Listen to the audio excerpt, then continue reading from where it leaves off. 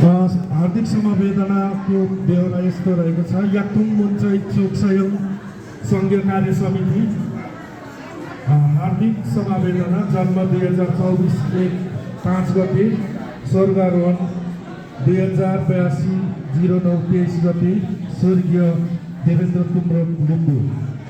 याक्थुङ मुन्चै चोकसयङ नेवा तामसालिङ प्रदेश समितिका सदस्य देवेन्द्र तुमरुङ लिम्बूको 2082 साल पुस 23 गते भएको अकल्पनीय निधनको घटनाले याक्थुङ मुन्चै चोकसयङ परिवार मर्माहत भएका छौँ। अभिनय, भाषा, साहित्य, कला, संस्कृतिको संरक्षणमा उहाँले पुर्याउनु भएको योगदानको अविस्मरणीय छ। उहाँको असामयिक निधनले संस्थालाई अपूरणीय क्षति पुगेको छ। यस दुःखद घडीमा मृतात्माको आत्माले शान्ति पाओस् भनी तागेर निमफु मागसँग प्रार्थना गर्दछौँ।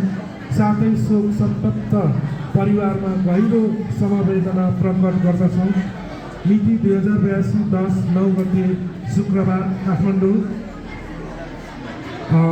सङ्घीय उपाध्यक्ष पूर्ण सेली र सङ्घीय सचिव लोकेन शार्मा लिम्बू र सङ्घीय कोषाध्यक्ष नरेश वनेल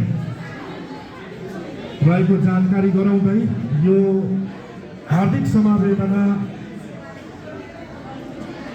पत्र याक्थुङ मुन्चै चोकसयङका सङ्घीय सल्लाहकार यासेन योङहाङ र सङ्घीय कोषाध्यक्ष नरेश वनेल लगायतका सम्पूर्ण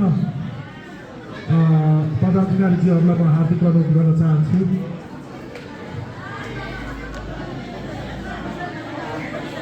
यो समवेदना पत्र उहाँको परिवारलाई हस्तान्तरण गरिदिनु हुन म हार्दिक अनुरोध गर्न चाहन्छु।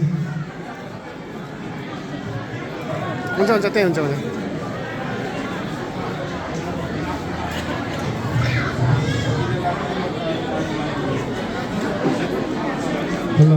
धन्यवाद छ। सङ्घीय पनि हुनुहुन्थ्यो र यो समवेदना पत्र सही नै रहेको जानकारी गराउँदछु। यस नेवा तामसालिङ प्रदेश समितिका अध्यक्ष सीता राई नेम्बाङ, सचिव शम्भु मोम्बो।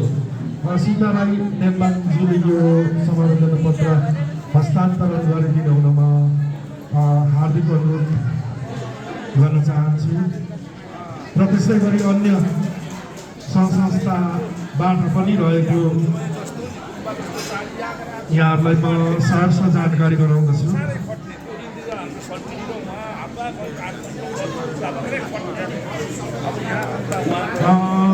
अर्को रहेको छ उहाँ आदिवासी जनजाति चलचित्र महासङ्घ बागमती प्रदेशका सदस्य हुनुहुन्थ्यो र उहाँलाई पनि यो हार्दिक समवेदना पत्र प्रदान गरिदिनु हुन म हाम्रो अध्यक्षज्यूलाई म हार्दिक अनुरोध गर्न चाहन्छु।